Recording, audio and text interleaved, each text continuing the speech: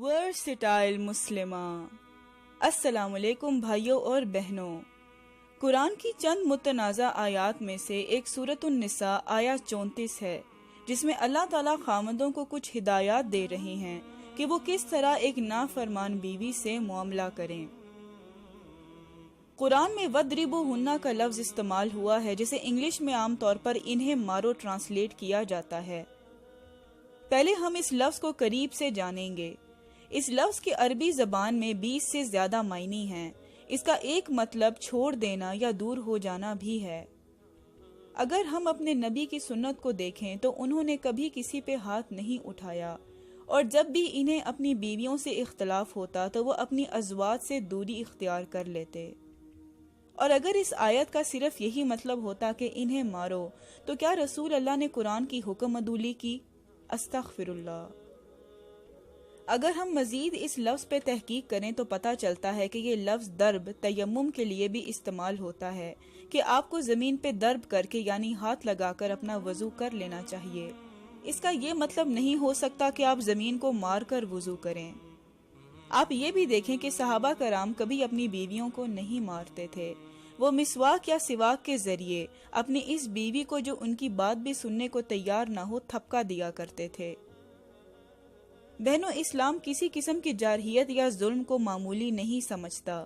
اگر کوئی مرد کسی بھی عورت پہ ہاتھ اٹھائے تو وہ عورت یہ حق رکھتی ہے کہ اس معاملے کو اسلامی عدالت میں لے جائے، جہاں حملہ کرنے والے کو سزا یا جرمانہ دیا جائے گا۔ بیوی بن کر عورت کے حقوق زیادہ ہو جاتے ہیں۔ کیا آپ جانتے ہیں کہ علماء ایک شادی کو مار پیٹ کی وجہ سے کل عدم قرار دے سکتے ہیں؟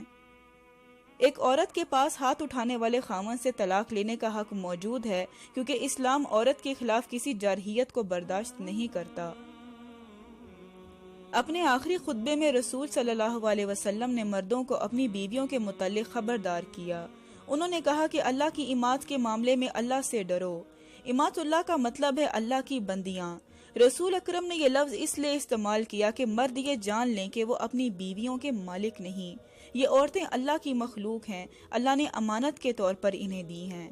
اگر مرد ان سے بدسلوکی کریں گے تو اللہ ان سے اس کا حساب لے گا۔ اب اس آیت کی طرف واپس آتے ہیں۔ سورۃ النساء میں اللہ نے کئی استثنائی یعنی غیر معمولی معاملات کا ذکر کیا ہے، جیسے زیادہ بیویاں اور وراثت کے قوانین۔ اگر ہم یہ مان بھی لیں کہ زیر بحث آیت میں اللہ نے مرد کو اپنی بیوی کو ہلکی مار مارنے کی اجازت دی ہے، تو ہمیں معلوم ہونا چاہیے کہ کن حالات میں اس کی اجازت ہے۔ یہ اجازت ان غیر معمولی حالات کے متعلق ہے جہاں بیوی اپنے خاوند کو دھوکہ دے رہی ہو۔ مثال کے طور پر اگر خاوند کو یہ ڈر ہو کہ میری بیوی کے کسی مرد کے ساتھ تعلقات ہیں، تو اسے چاہیے کہ سب سے پہلے اسے نصیحت کرے، کیونکہ ابھی اس کو صرف شک ہے۔ جب وہ دیکھے کہ میری بیوی میری اطاعت نہیں کر رہی تو اسے چاہیے کہ عورت کو بستر میں تنہا کر دے اور انتظار کرے کہ میری بیوی اللہ سے ڈرے۔ لیکن اگر کسی دن خاوند اپنی عورت کو کسی غیر مرد کے ساتھ رنگے ہاتھ پکڑ لے اور اب اسے یقین ہے کہ اس کی بیوی اس کی عزت کے ساتھ کھیل رہی ہے، تب وہ اسے ہلکی مار مار سکتا ہے۔ دوستو، سچ بتائیے کہ ایسی عورت کے لیے یہ سزا سخت ہے جو اپنے خاوند کو دھوکہ دینے کے ساتھ اپنی اولاد کا مستقبل تباہ کر رہی ہو۔ ہم جانتے ہیں کہ مرد بھی بدکرداری کرتے ہیں، تو اسلام نے عورت کو خلا کا حق دیا ہے۔ ایسا مت سوچیں کہ ہم اپنے خاوند کو کیوں نہیں مار سکتے، کیونکہ اگر کوئی بیوی ایسا کرے تو اس کا رد عمل ضرور ہوگا جو اس عورت کے لیے بہت تکلیف دہ ہوگا۔ تو جذباتی نہ ہوں اور عقل سے کام لیں۔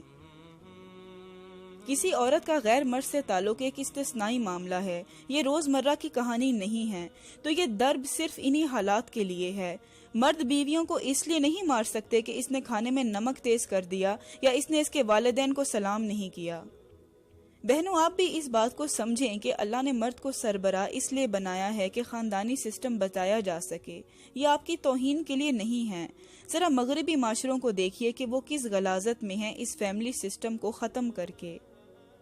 اس میسج کو زیادہ سے زیادہ لوگوں سے شیئر کریں تاکہ ہم اس غلط فہمی کو ختم کر سکیں۔ جزاک اللہ۔